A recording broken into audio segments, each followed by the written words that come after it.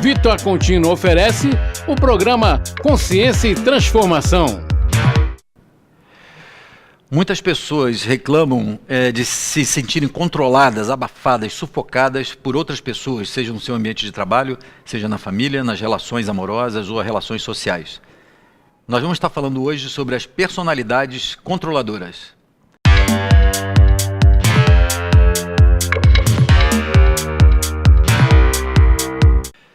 Olá a todos que nos assistem mais uma vez no nosso programa Consciência e Transformação.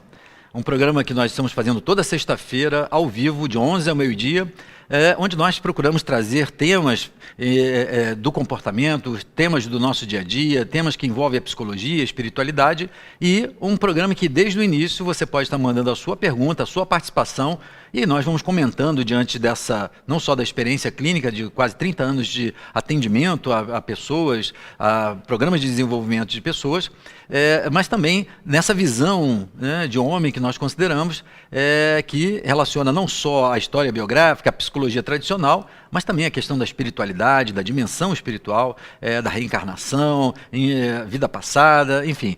Esse modelo e essa visão de homem que a gente tem trabalhado e desenvolvido ao longo de todos esses anos da nossa experiência. Então, você pode participar nesse programa ao vivo, é só você entrar aí no YouTube, no chat que tem ao lado, você manda a sua pergunta, eu recebo aqui e vou respondendo as suas questões, as suas observações, para a gente tornar então esse bate-papo que possa levar todas as pessoas que assistem ao vivo e depois as que assistem no programa gravado, algum nível de esclarecimento, de informações, de reflexões sobre esse tema. E para vocês que querem depois então assistir novamente esse programa, ou então aqueles programas que já nos antecederam, né, que foram outros temas em relação a esse, você pode também assisti-los. É só você entrar no canal do YouTube Milton Menezes, ou então no canal da TV Nova Luz, que também estão lá, e você pode então identificar e acessar todos os programas anteriores gravados, com todas as perguntas, as respostas, enfim. Pode acessar diversos, inúmeros temas que a gente vem abordando no nosso programa Consciência e Transformação. Então eu convido vocês, inclusive, a compartilhar isso, né, o link e o programa, não só os ao vivo, mas os gravados também, com a sua rede de relacionamentos, com a sua rede de contatos, ampliando assim a família Consciência e Transformação, como alguns dos nossos participantes têm chamado esse grupo, que de alguma forma acaba participando e se ampliando a cada sexta-feira. Bom, hoje a provocação, o tema de provocação para vocês foi sobre as personalidades controladoras. Você se acha uma pessoa controladora? Ou você lida no seu ambiente de trabalho ou na sua família com pessoas que são controladoras? É claro que aqui nós vamos estar falando e comentando sobre as perguntas de vocês sobre esse tipo de padrão de comportamento onde nós identificamos que a pessoa tem exageradamente uma necessidade de estabelecer um controle efetivo sobre aspectos da sua vida. E isso pode ser no sentido de um controle sobre outras pessoas, um controle às vezes sobre os acontecimentos, de tal forma que algumas pessoas acabam ampliando isso para uma necessidade de controle, quase que de domínio da própria vida, da vida como um todo, tentando então controlar os acontecimentos, as reações, os resultados das diversas ações na sua vida, fazendo então com que essa pessoa fique refém dessa estratégia, dessa necessidade, fazendo muitas vezes, comprometendo na maioria das vezes, principalmente os relacionamentos. Ou seja, o relacionamento com uma pessoa que tem essa personalidade controladora tende a ser um relacionamento bastante difícil. Mas, mais ainda, e eu vou ter oportunidade de comentar ao longo das perguntas de vocês, é a repercussão que muitas vezes tem na própria pessoa, essa fixação por um padrão controlador. A necessidade do controle, os medos esse desejo de ter o controle pode ser de tal forma que tende a gerar na própria pessoa algum tipo de desequilíbrio. Muitas vezes nós vamos observar não só aspectos em relação à somatização, ou seja, onde essa atitude controladora chega a uma tal forma que energeticamente compromete o corpo físico, fazendo então com que o corpo traga os efeitos dessa atitude controladora. E para cada um de nós vai ser uma reação diferente. Outras vezes, isso vai se manifestar, o efeito dessa atitude controladora vai se manifestar, por exemplo, no desenvolvimento de um transtorno de ansiedade. Em casos mais extremos, talvez um transtorno de pânico. É claro, né, quando a gente fala isso, que não necessariamente alguém que tem uma característica controladora vai desenvolver uma patologia como essa. Nem todo mundo que é controlador tem esse controle em um excesso que causa esse desequilíbrio.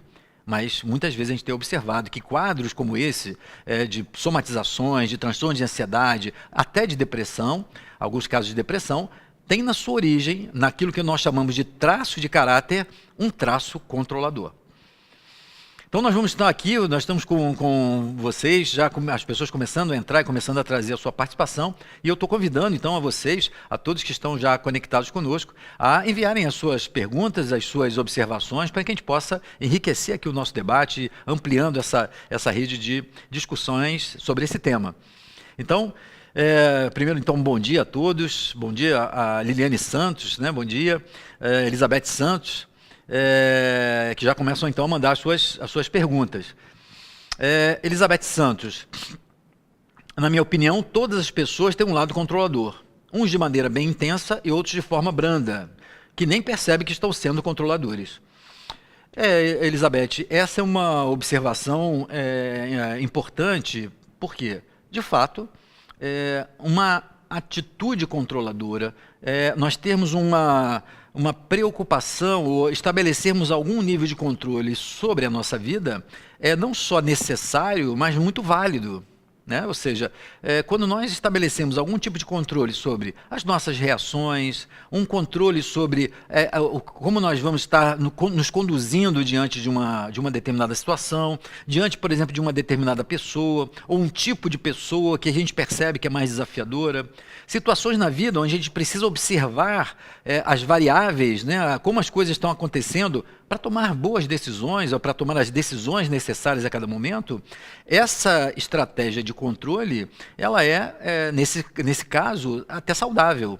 Né? Ou seja, nós também temos uma atitude pouco observadora, que não procura identificar os aspectos principais das situações, pode também ser um problema.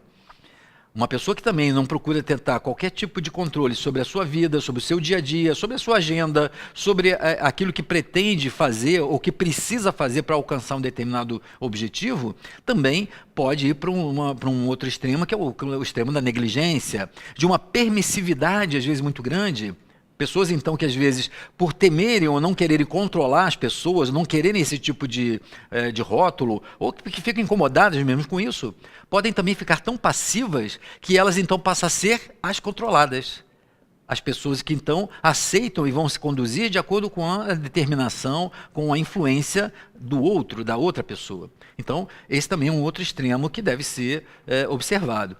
O problema está, quando você coloca, justamente nas pessoas que acabam desenvolvendo essa estratégia de controle de uma forma tão intensa e tão abrangente que ela começa, então, a provocar um tipo de falha no sistema psíquico. O que eu quero dizer com isso? Você imagina, então, as pessoas que acabam estabelecendo uma estratégia de controle sobre as situações, sobre as pessoas, de tal forma que elas procuram e pretendem, muitas vezes, garantir os resultados, garantir saber exatamente o que é certo, aquilo que deve ser, o que não deve ser.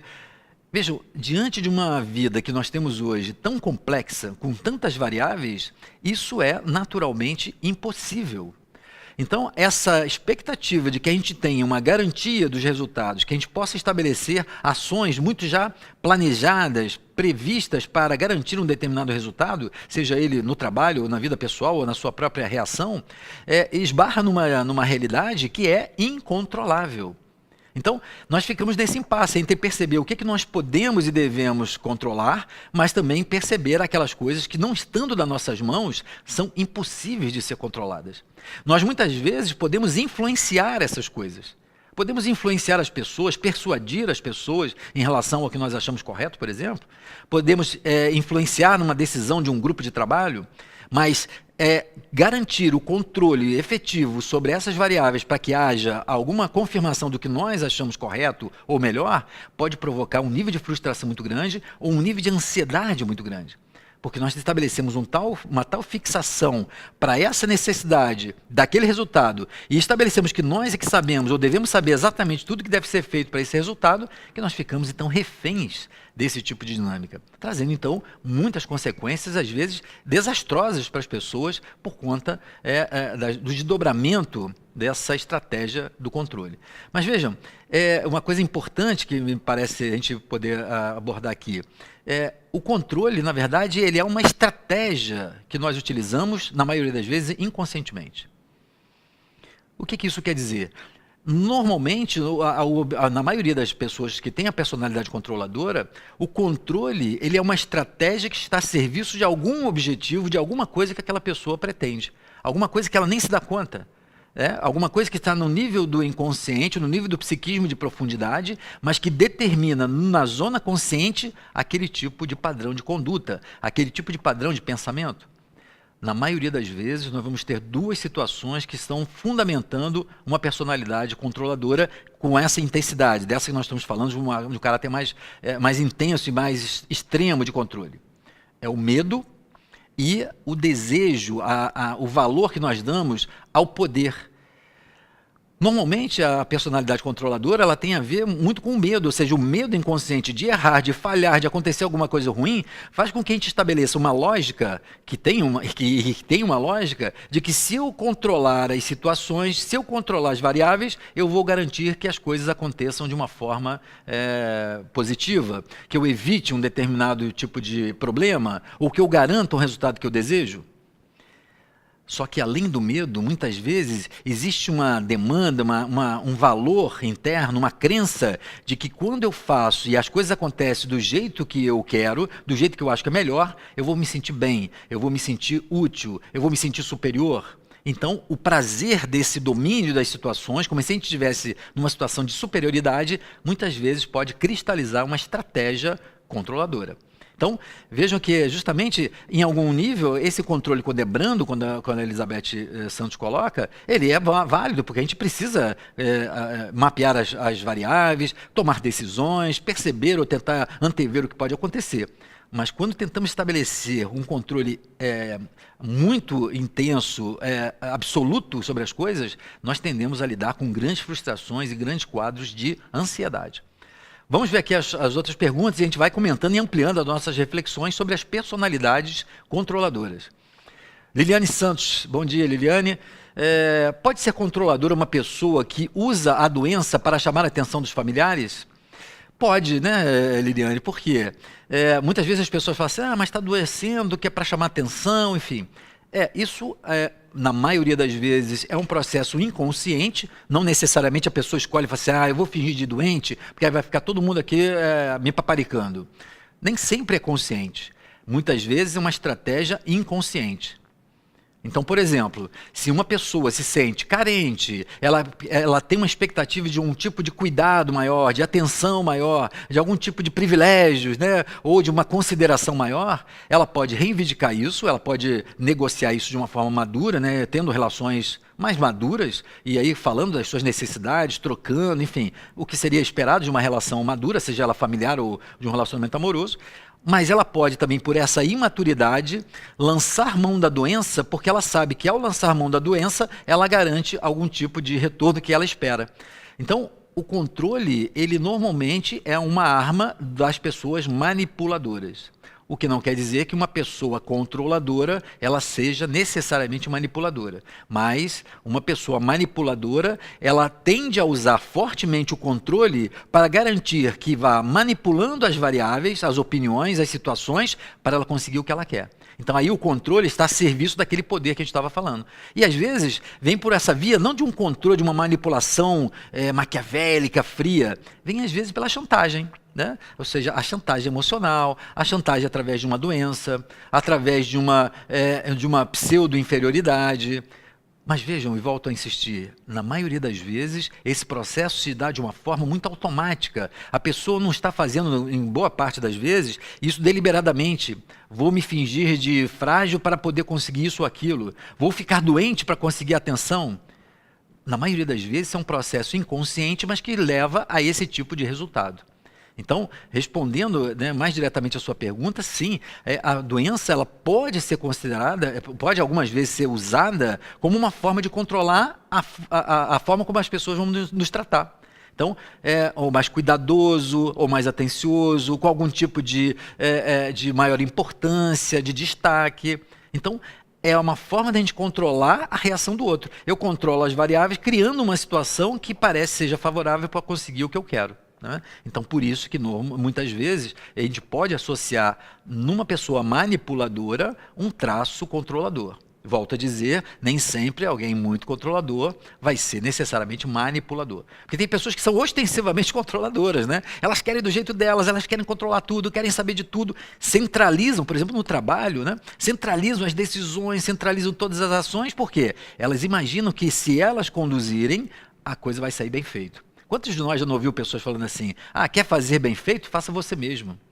Ou seja, quase como uma lógica de que para fazer bem feito, você que tem que fazer. Então, como se o outro não soubesse fazer. Como se a gente tivesse que então trazer para nós para garantir um determinado resultado. Isso pode ser um tiro no pé, né? Ou seja, na medida que a gente acaba trazendo com essa justificativa, com essa explicação, uma excessiva centralização, julgando que ou com a gente fazendo, ou com a gente controlando as variáveis, nós vamos garantir que nada dê errado, ou então que somente nós é que sabemos aquilo que é certo, aquilo que é melhor. Isso faz com que a gente fique refém. Mas tem um ganho, né? A gente chama isso tecnicamente de um ganho secundário. Qual seria esse ganho secundário? O ganho secundário é se eu controlo tudo, porque no fundo, do meu jeito é melhor jeito, eu sei o que é melhor, eu garanto que com isso não vai dar errado. O ganho secundário é justamente poder atender a esse medo, ou então a esse desejo de domínio que a gente guarda a nível muito inconsciente. Então esse ganho faz com que haja uma dificuldade da gente quebrar a estratégia controladora. Imagina, se eu tenho um medo muito grande, vamos dizer um medo inconsciente de que se as coisas derem errado vai acontecer uma tragédia. Esse medo às vezes é tão forte que como eu vou abrir mão do controle, se intimamente eu tenho um grande temor que se eu não controlar, alguma coisa muito ruim vai acontecer. Então, o controle ele garante que o medo não ocorra, que aquilo que a gente tema não ocorra. Como nós consideramos aqui a questão de vida passada, a questão da reencarnação, o que eu tenho observado, e a forma de trabalhar tem sido essa, somente quando a pessoa ela percebe os reais motivos inconscientes que levam a uma estratégia controladora, é que ela de fato consegue abrir mão desse controle. Porque senão, se a gente tentar bater só no comportamento externo para tentar reverter um caráter controlador, nós vamos ter muita dificuldade da pessoa conseguir muitas vezes modificar, flexibilizar essa sua estratégia. Às vezes é preciso que a pessoa chegue no ápice mesmo de um transtorno de ansiedade, de uma somatização grave, para poder começar a se dar conta da necessidade de flexibilizar aquele controle excessivo, um rigor, às vezes, excessivo que ela estabelece. Então, essa é uma questão muito importante, como a gente acaba utilizando o controle a serviço desses ganhos secundários. Mas obrigado, Liliane, pela sua pergunta. Elizabeth Santos nos coloca outra pergunta. Nos dias de hoje, quando sei que vou ter que lidar com qualquer pessoa que vai me desequilibrar, prefiro evitar de ter contato com essas pessoas para não me irritar. Então, Elizabeth, veja que como aquilo que você mesma perguntou antes, como se é exatamente isso que a gente está falando e você já identifica isso na sua própria vida. Esse é o que eu chamo de um bom controle. É o bom controle, ou seja, se eu também já reconheço que diante de, por exemplo, uma determinada situação ou um tipo de pessoa que me traz um tipo de desequilíbrio, alguma coisa que eu ainda não sei lidar, eu preciso controlar isso. Controlar o quê? Não é só controlar, às vezes, a minha irritação, o meu medo ou a minha insegurança. É claro que isso tem a ver com um certo item um aspecto de inteligência emocional. Né? As pessoas muitas vezes acham que inteligência emocional é saber controlar as emoções, mas o controle das emoções é um aspecto, né? É importante, não é controlar no sentido de reter, é controlar no sentido de saber em que momento que é adequado, mas em alguns momentos é adequado a gente demonstrar raiva, demonstrar irritação, demonstrar às vezes até firmeza, enfim. A outra é a gente não conseguir fazer isso. Então, esse bom controle diante de uma pessoa que a gente sabe que vai nos irritar, que vai nos fazer mal, ou que a gente ainda não consegue ter recursos de lidar, o controle também faz com que eu fale assim, talvez eu tenha que me afastar dessa pessoa, momentaneamente. Talvez eu tenha que não confiar tanto nessa pessoa. O controle, por exemplo, na confiança, ele é fundamental. Se eu, então, tenho uma tendência a confiar cegamente nas pessoas, eu posso, de repente, me frustrar e me deparar com situações de decepção, de traição. Agora, também se eu desconfio de todo mundo, eu acabo não estabelecendo relações e contato com as pessoas. Então, vejam, na medida que eu começo a controlar, no sentido de poder perceber se eu estou me sentindo à vontade para confiar um pouco mais e me envolvo e aumento a minha proximidade, mas também se acho que está ameaçador ou que está me causando alguma desestabilidade, eu percebendo isso, eu me afasto, eu estou usando o bom controle. Então, uma situação como essa, quando a gente percebe, identifica uma pessoa que está sistematicamente, ou a gente já sabe que pode gerar esse tipo de desequilíbrio, esse controle ele pode ser favorável, no sentido de identificar qual seria a melhor ação, o melhor comportamento, a melhor atitude diante daquele problema. Às vezes, inclusive, se afastando, né? Então, é um controle sobre a nossa própria escolha. Nós é que estamos trazendo esse bom controle para melhorar o nível e a qualidade das nossas escolhas, também no nosso amor próprio. Na maioria das vezes, nós estamos falando da manutenção ou da consciência do nosso amor próprio. Então, se nós somos capazes de lidar com uma pessoa, até que seja irritante, eu vou lidar com aquela pessoa, porque também, senão, eu posso não correr o risco de não lidar com muitas pessoas. Mas também, se eu percebo que aquele tipo de comportamento ainda me abala e me desestrutura, saber então que necessariamente eu tenho que manter algum tipo de afastamento. Às vezes nem um afastamento físico necessariamente, mas um afastamento emocional, onde eu não me deixo levar e reagir por conta daquele tipo e estilo de pessoa. Isso é o bom controle que nós podemos exercitar, por exemplo, como nisso que a Elizabeth nos traz, quando pode então afetar a nossa saúde, a nossa saúde mental, a nossa saúde psíquica, né? Mary, bom dia, Mary, sempre aqui conosco, prazer tê-la aqui mais uma vez, Mary. Bom dia. Há também um padrão de controle na família, como, por exemplo, a avó, a mãe, as tias e as filhas terem um perfil dominante de controle no convívio com os seus. Isso é sistêmico? Sim, Mary, né? Eu não sei se você tem conhecimento, ou talvez tenha, pelo que você está me falando, como a gente trabalha muito com constelações, né, e eu trabalho com um método de constelação sistêmica, ou seja, nós estudamos a constelação, o método terapêutico da constelação, mas para tratar problemas sistêmicos, a gente observa, por exemplo, muitas vezes, um padrão que se repete ao longo de alguns sistemas que estão interligados. E pode ser um padrão de repetição de vários tipos. Por exemplo, esse que você cita, ele é relativamente frequente. Ou seja, nós percebermos numa família uma tendência às mulheres daquela família terem um determinado e específico tipo de padrão de comportamento, que pode ser, por exemplo, de um caráter controlador. Então, uma coisa interessante que a constelação vem mostrando é que, às vezes, algum desses padrões, eles são repetidos e são reproduzidos, são passados de geração para geração. E, às vezes, tem a ver com gênero, né? Ou seja, podem ser para os homens daquela família que tem uma tendência, por exemplo, a um tipo de casamento, a um tipo de trabalho, ou as mulheres que tendem a ter, então, um tipo de padrão de comportamento, como mais controlador, de obesidade mórbida. Os filhos daquelas famílias tendem a, por exemplo, ter um episódio de acidentes. É interessante observar, quando a gente começa a fazer muitas constelações, que alguns desses padrões, eles inclusive podem estar sendo repetidos, como você fala, ao longo de várias gerações.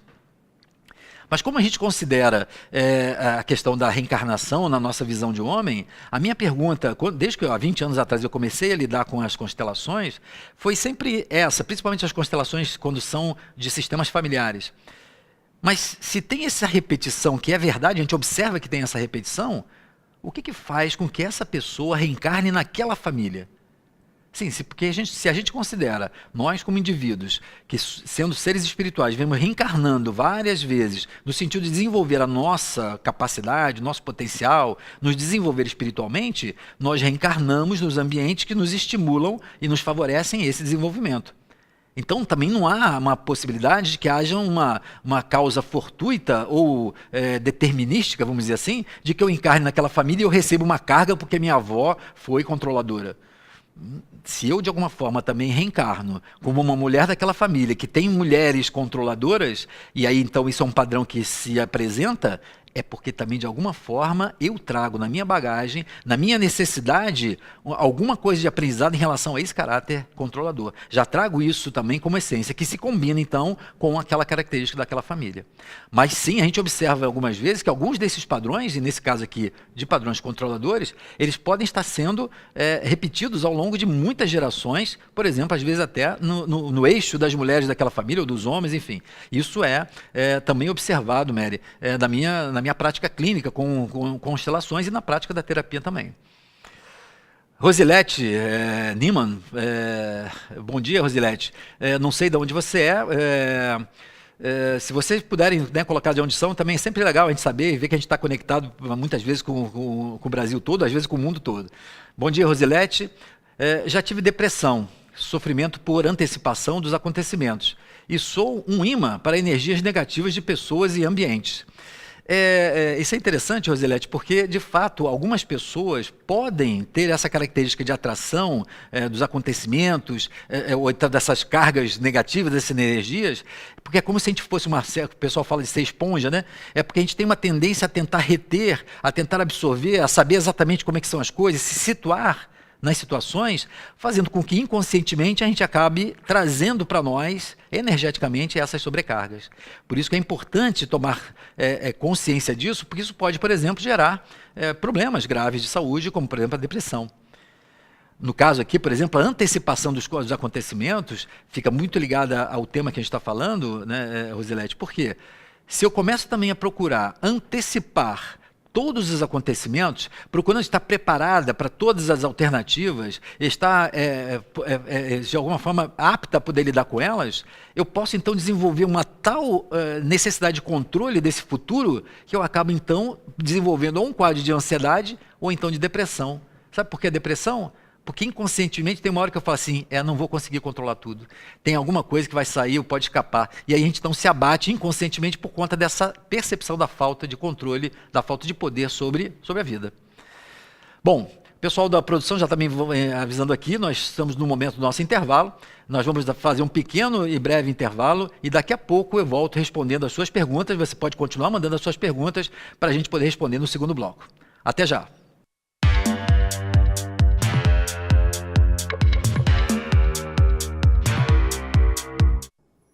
Há 18 anos, o Clube de Arte vem mantendo atividades de divulgação do Espiritismo na TV, na rádio e na internet. Há 4 anos surgiu a Web TV Nova Luz, com 8 horas de programação diária transmitida pelo YouTube. Programas ao vivo com interatividade pelo WhatsApp e participações internacionais via Skype, musicais, entrevistas, documentários, programas dedicados aos jovens e muito mais. Hoje nós temos todos os custos que uma Web TV precisa para funcionar. Eu convido você a se tornar um parceiro da TV Nova Luz. Juntos, vamos ampliar a programação, criar aplicativos interativos, melhorar a qualidade das transmissões dos programas, manter os custos da TV e, por fim, ajudar a amparar a obra social Casa de Maria Clara, que funciona aqui no Grupo Espírita Eurípides Barçanufo, o Recanto da Prece, no Recreio dos Bandeirantes, no Rio de Janeiro. Entre no site tvnovaluz.com e clique no botão Seja um Parceiro. Cadastre seus dados e faça sua adesão por um valor fixo de R$ 15 por mês. E olha, nós estamos preparando uma série de benefícios que iremos divulgar em breve, porque nós queremos que os parceiros participem da TV em programas especiais. Ganhem e-books, além de descontos exclusivos na loja Clube de Arte. Eu conto com você nessa parceria.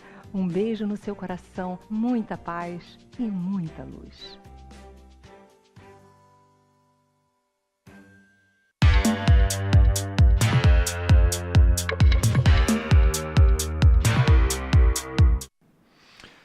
Olá, nós estamos de volta então aqui com o nosso programa Consciência e Transformação de hoje. hoje abordando o tema das personalidades controladoras, como a gente lida, como a gente identifica, enfim, como nós observamos à nossa volta e às vezes em nós mesmos essa personalidade controladora e as repercussões e consequências que podem advir desse tipo de padrão de comportamento. Nós estamos seguindo aqui, respondendo a todos os que estão participando do nosso programa ao vivo, mandando suas questões, e nós temos várias questões aqui, eu vou rapidamente passar logo para as respostas. Rosana Caruso, bom dia, Rosana, de Petrópolis. Bom dia, professor. Como lidar com pessoas que usam a doença para controlar? Rosana, é difícil às vezes a gente lidar com uma pessoa que usa a doença, porque ela, dependendo do ganho secundário que ela tenha, ela muitas vezes vai reforçar que quanto mais às vezes a gente atende, carinhoso, atencioso, ela acha então que está dando certo. Se a gente é frio, ou então distante, ou fala isso muito secamente, essa pessoa ela pode aumentar o nível da doença, porque ela de alguma forma fica achando que quanto mais ela ficar doente, aí é que ela vai conseguir. E se ela não conseguir, ela precisa ficar mais doente. Então, uma das coisas importantes é se a gente percebe que a pessoa está usando a doença nesse sentido, e a gente começa a identificar o que parece que ela demanda, e sermos capazes de oferecer isso, começando a falar, dar ao apoio, que na verdade, independente da doença, que nós estamos ali ao lado dela, nós podemos apoiar, mostrar outros momentos onde a gente pode, por exemplo, dar o apoio, dar o carinho, né? Garantir, verbalizar isso, né? Ou seja, que muitas vezes ela não é que ela não precisa ficar doente, mas que nós de fato conseguimos identificar esse nível de atenção, a necessidade, as carências, a pessoa tende a mudar essa estratégia. Algumas vezes, nós precisamos de fato falar isso para a pessoa, no sentido carinhoso, de falar assim, olha só, independente disso, nós vamos estar aqui, se você está estando bem ou não, ou então você podendo superar isso, ou quando você superar essa doença, nós podemos estar muito melhores, podemos então estar atendendo essa sua necessidade maior, porque isso ajuda a pessoa a perceber que aquilo, apesar de útil num determinado momento, não é a melhor forma equilibrada de conseguir aquilo. Então, quando a gente consegue verbalizar e trazer essa pessoa para um nível de consciência maior, normalmente essas estratégias mais inconscientes, mais imaturas, elas tendem a se desfazer por si mesmas. O mais importante é te reconhecer que existe essa possibilidade e, ao invés de alimentar esse sintoma, ser capaz de tratar de uma forma mais madura, com mais consciência, verbalizando isso. Isso normalmente favorece a um desmantelamento dessa estratégia que a pessoa usa inconscientemente. Mas obrigado, Rosana, sempre um prazer ter você aqui conosco nas nossas aulas, né? Enfim. Carlos Nascimento, bom dia, Carlos. Bom dia, amigos do chat, amigo Milton. Se alguma coisa sair do controle, mesmo monitorando as variáveis, a queda vai ser desastrosa. E mais na frente ele coloca isso para uma pessoa controladora.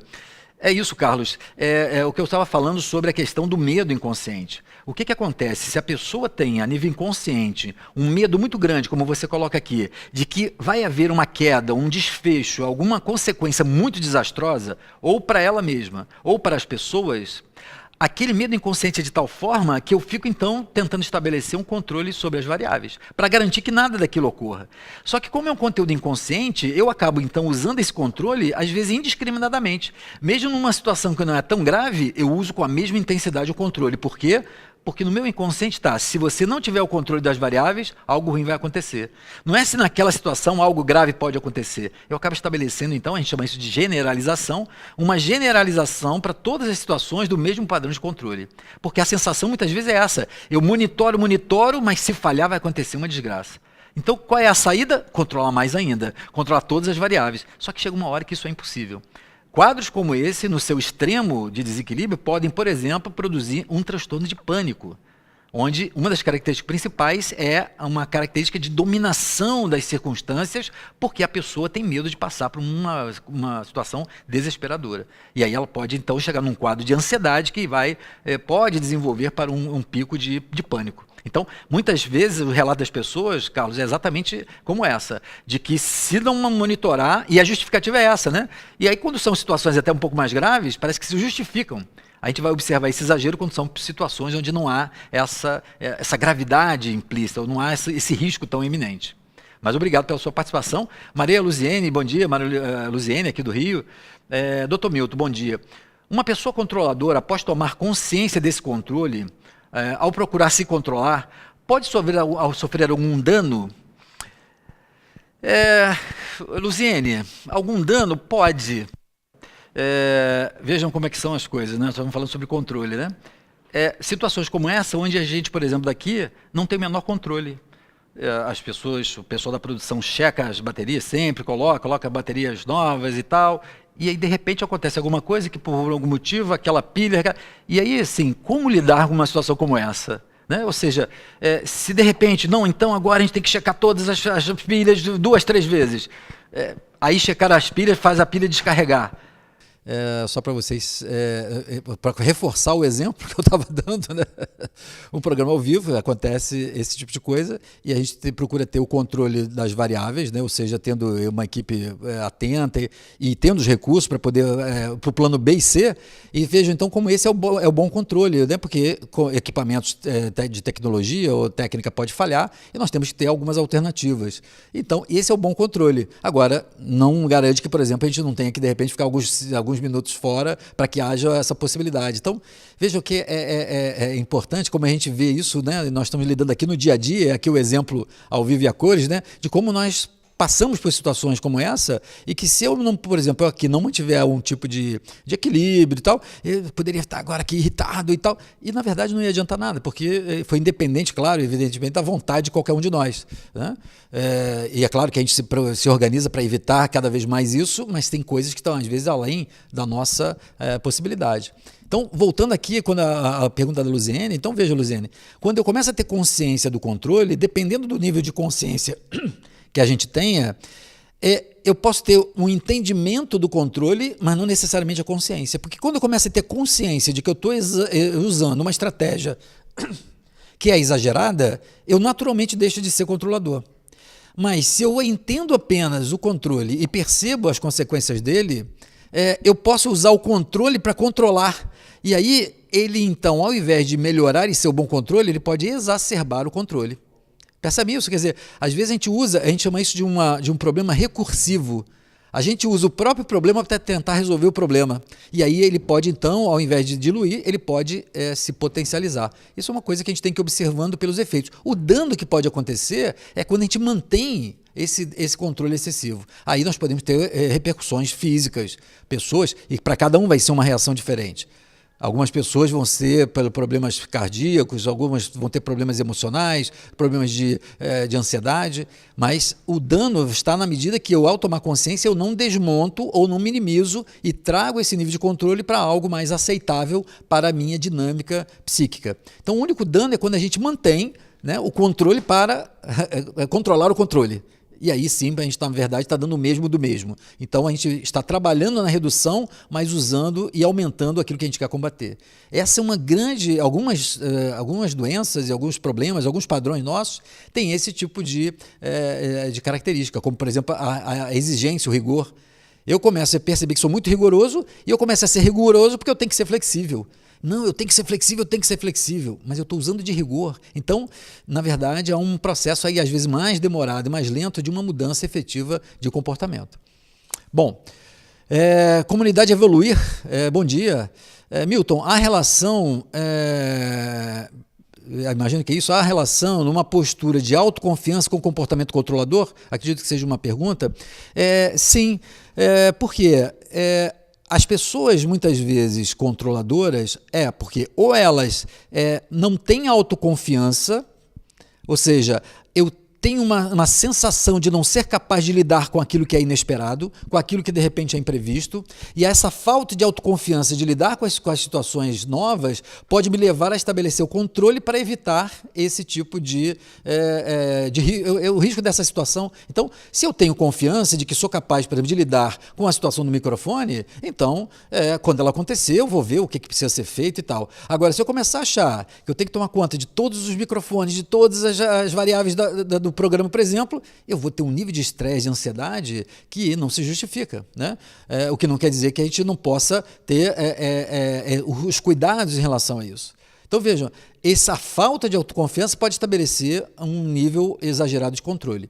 Mas muitas vezes pode acontecer o contrário. Aquilo que a gente falou de autoconfiança, às vezes, a autoconfiança às vezes é tão excessiva que eu começo então a achar que só quando eu faço, só quando eu determino, é que as coisas vão sair certas e vão sair direitas.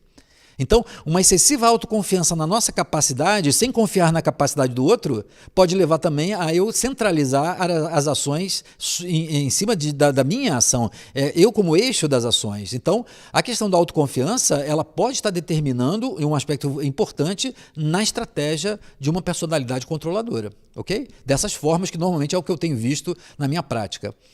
Denise de Curitiba, bom dia, Denise. Como ser firme em algumas situações sem ser tanto controlador? É uma boa pergunta, né, Denise? Porque, de fato, às vezes, essa diferença ela é muito sutil. Uma coisa é a gente ser firme em relação ao que a gente quer, ao que a gente deseja, ao que a gente espera. A outra é eu imaginar que porque eu quero, porque eu acho que está certo, porque eu prefiro aquilo, que eu desejo aquilo, que tenha que ser assim.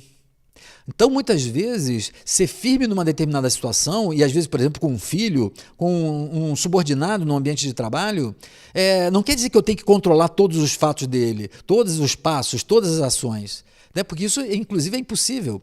Mas ser firme em relação ao que eu espero, ao que eu não estou gostando, aquilo que eu pretendo para ele, percebendo que há um limite entre aquilo que eu quero e aquilo que pode ser. Porque pode ser que o outro, por exemplo, não queira ser assim, não queira fazer. E a gente tem que também ser firme e dizer assim, bom, ok, mas se é um ambiente de trabalho, talvez eu tenha que ser firme em relação assim, mas eu como coordenadora e como orientador desse trabalho, eu quero que ele seja feito assim. Isso não é necessariamente ser controlador ou ser centralizador, mas ser firme em relação ao que você espera, ao que você pretende. O problema é quando a gente começa a tentar interferir nas variáveis para que, independente do reconhecimento, às vezes, da limitação do outro, a gente tenta garantir ou impor aquilo que nós achamos que é melhor. Então, o controle vai ser uma estratégia para essa imposição. Agora, ser firme é natural em algumas situações onde a gente tem que, por exemplo, chamar para nós a liderança, a autoridade. Num ambiente de trabalho, na família. Muitas vezes nós temos que trazer para nós a autoridade para falar assim, não, peraí, vamos fazer assim, vamos resolver isso, vamos conversar sobre isso. Isso é ser firme sem ser controlador. Então, o controle, o aspecto controlador ele é pior quando a gente tenta, então, estabelecer um nível de correlação, de influência tão estreita nas variáveis que a gente percebe que não tem essa garantia e aí, então, a gente se perde nessa estratégia. Isso é diferente de ser firme em relação àquilo que a gente quer, àquilo que a gente deseja e espera do outro. Ok? Mas muito obrigado pela sua pergunta, muito boa. Bom dia, Lúcia Helena. Elizabeth Santos, Milton, percebo que existem pessoas que se submetem aos controladores por terem algum tipo de dependência, principalmente financeira. É verdade, Elizabeth. Dependência financeira e principalmente, até eu vejo na minha prática, mais do que a financeira, a dependência emocional. Às vezes as pessoas ficam tão com a impressão de que elas necessitam daquela relação, ou então, de alguma forma, que dependem emocionalmente daquela pessoa, que elas se submetem em outros campos da sua liberdade, da sua iniciativa, do seu desejo, né, de colocar seu ponto de vista para não perderem o afeto. Então, uma pessoa controladora, ela percebendo isso, ela pode usar, como a gente falou antes, isso para uma forma de domínio. E a outra pessoa se sente dominada porque ela não quer perder algo que ela julga importante. Mas é claro que aí levando a uma relação onde, tendo controle, um controlador e um controlado, nós temos pouca possibilidade de crescimento efetivo nessa relação. Mas é fato que, por exemplo, a dependência financeira e a emocional, principalmente emocional, podem favorecer essa subjugação de um controlado diante de um controlador. É verdade. Denise, novamente, de Curitiba, quando não exerço o controle e algo sai totalmente inesperado, acabo sofrendo de ansiedade. Como equilibrar as emoções? Denise, isso é claro que é difícil a responder assim, no modo geral, por conta de para cada um existe uma possibilidade ou uma resposta que seria melhor. Mas o que a gente tem observado, e aí quando se fala de antecipação, por exemplo, dos acontecimentos, a ansiedade ela é sempre antecipatória. Então, a emoção que vem junto com essa antecipação é que precisa ser observada. Se você, de alguma forma, está tentando controlar algo para que não saia algo inesperado, que não tenha um imprevisto, é porque você não está querendo ser surpreendida por algum acontecimento. Normalmente, o que está por trás é o medo. O medo de alguma coisa dar errado, o medo da gente fracassar, o medo da gente ser julgado. E esse medo ele é tão desproporcional muitas vezes que quando a gente começa a olhar, a gente fala assim, peraí, como é que então eu vou tentar um controle absoluto sobre as variáveis se eu efetivamente não tenho?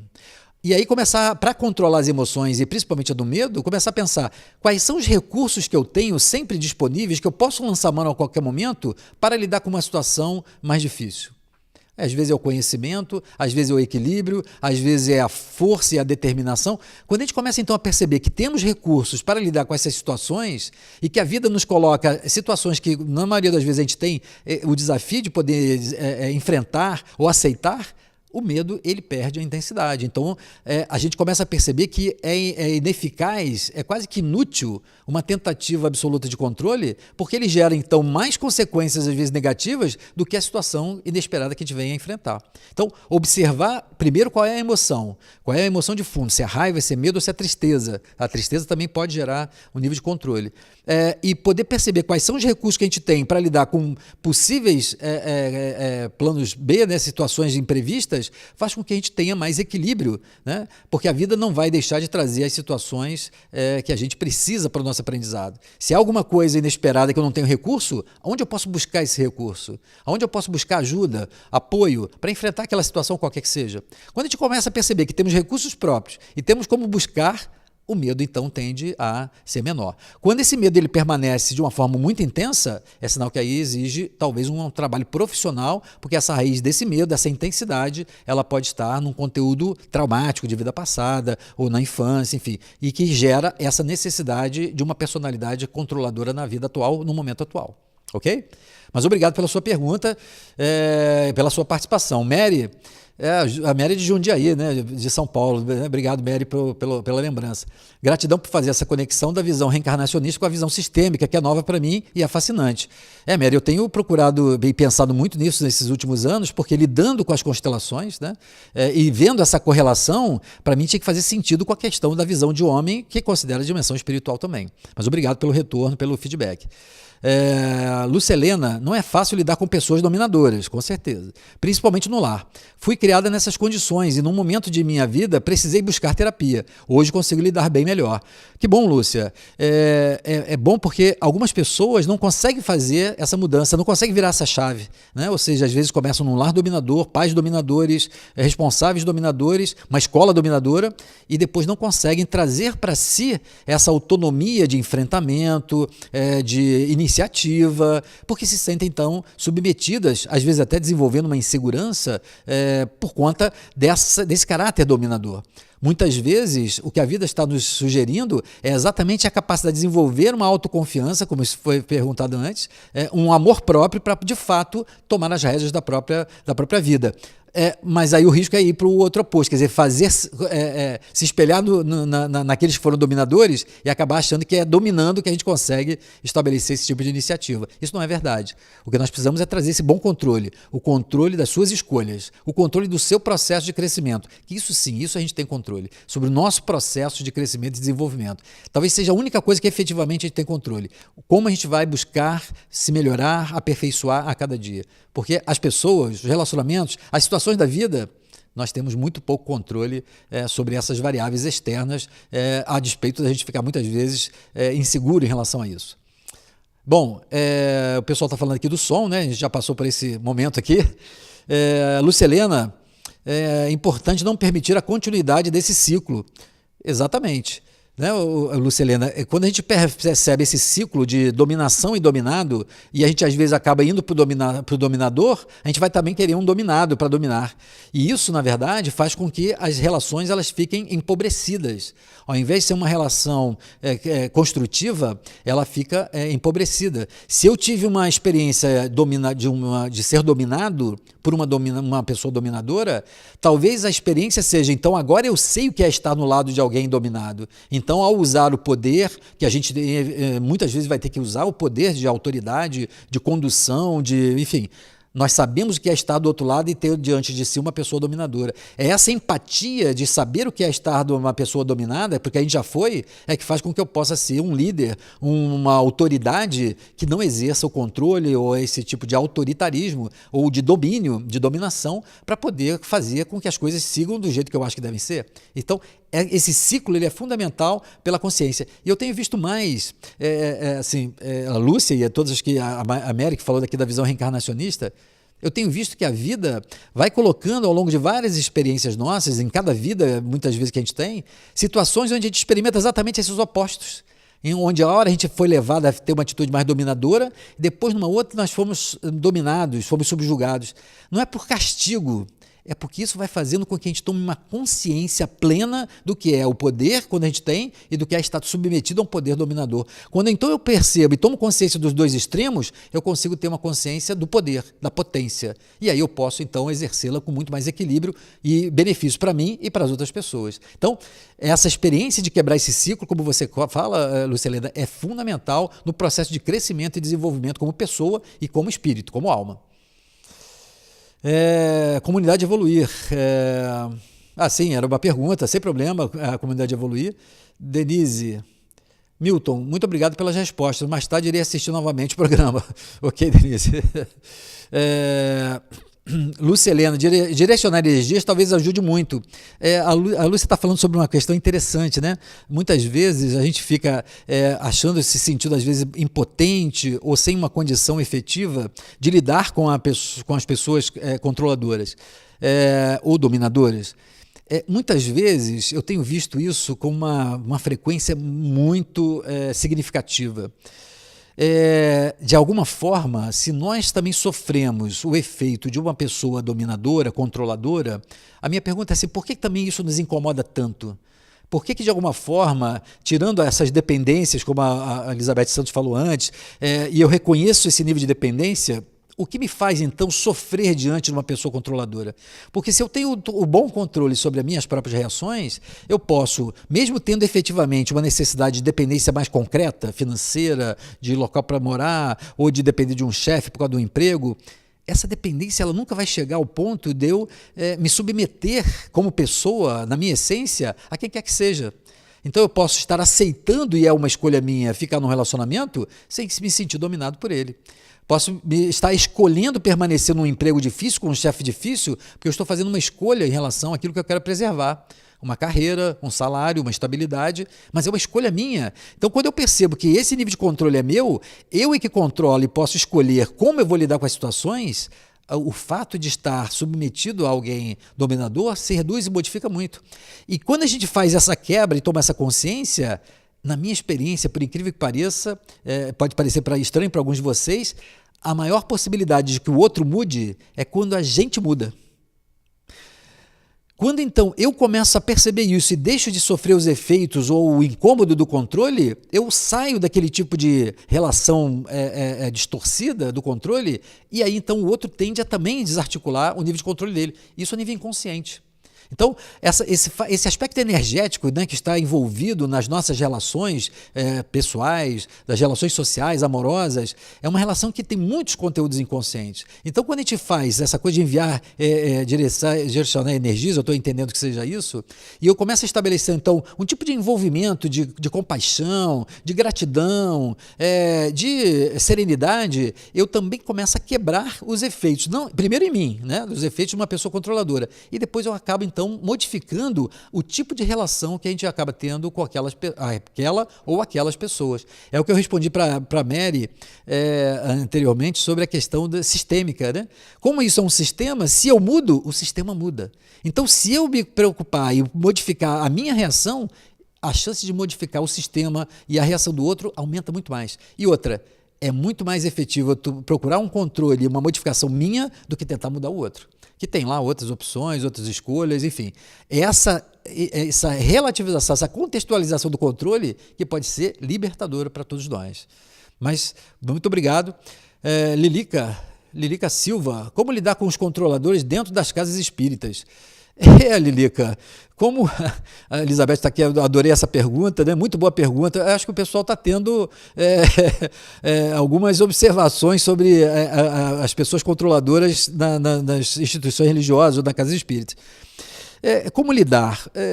Primeiro entendendo, né, Lilica? Entendendo, ou seja, compreendendo que muitas vezes as pessoas controladoras são aquelas até que desejam que aconteça o melhor, aquilo que seja o correto, aquilo que é o melhor para todo mundo, na visão delas. Ou seja, as pessoas estabelecem esse tipo de verdade, elas estão apropriadas dessa verdade e elas então começam a estabelecer um tipo de tentativa de controle sobre as pessoas, sobre os comportamentos, sobre as regras. Então, é claro que quando a gente está falando de uma instituição religiosa, como qualquer instituição, tem regras que devem ser seguidas, para cada uma estabelecer um conjunto de princípios, de orientações, enfim. Isso é válido. Isso extremo pode ser um controle muito excessivo e a gente tem que também escolher onde a gente quer estar.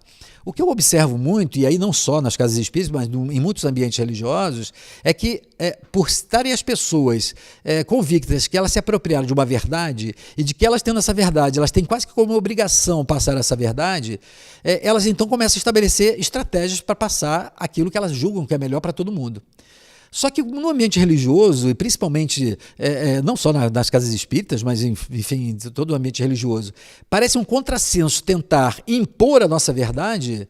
Nós acabamos estabelecendo formas sutis de controle dessa verdade, de estabelecer um controle sobre as pessoas para que elas façam o que a gente acha que é melhor, aquilo que eu acho que é certo.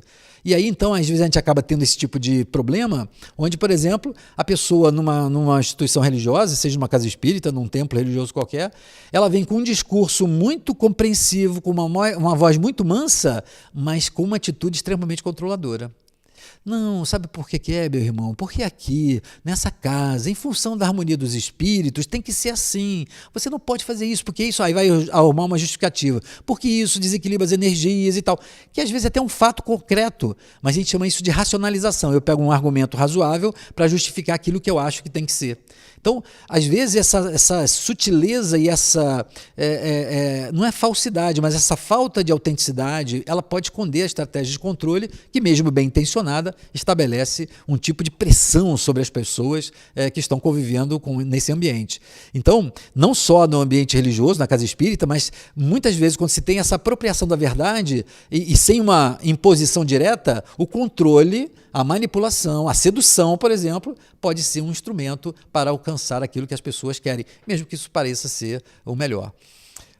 Bom, nós estamos. Denise eu vou encerrar aqui com a Denise. Milton, o autoconhecimento é fundamental para o equilíbrio. Com certeza, Denise de Curitiba. Esse autoconhecimento, e quando eu falo de autoconhecimento, tenho falado sempre muito isso aqui, é justamente quando a gente percebe e reconhece as nossas próprias estratégias, os nossos próprios pontos cegos. Enxergar um ponto cego é muito difícil. Então, se perceber nesse tipo de reação, como a gente lida com uma pessoa, por exemplo, controladora, e eu busco esse conhecimento, faz com que eu consiga estabelecer uma forma de reação mais harmônica, mais madura, mais equilibrada. Então, a questão do controle, do bom controle, ela é fundamental. O problema é quando a gente fica escravo desse controle a serviço ou do medo, de evitação do medo, ou a serviço daquilo que nós achamos que é o certo, o correto, o melhor. Bom, eu quero agradecer a todos que participaram aqui conosco no mais um programa. Quero falar da minha satisfação de poder ter sempre com vocês aqui nas sextas-feiras. E assistam o programa gravado no canal Milton Menezes, da TV Nova Luz, dos outros temas que nós temos falado aqui. Convido a vocês a estarem conosco na próxima sexta-feira em mais uma Consciência e Transformação. Boa semana a todos e muita paz.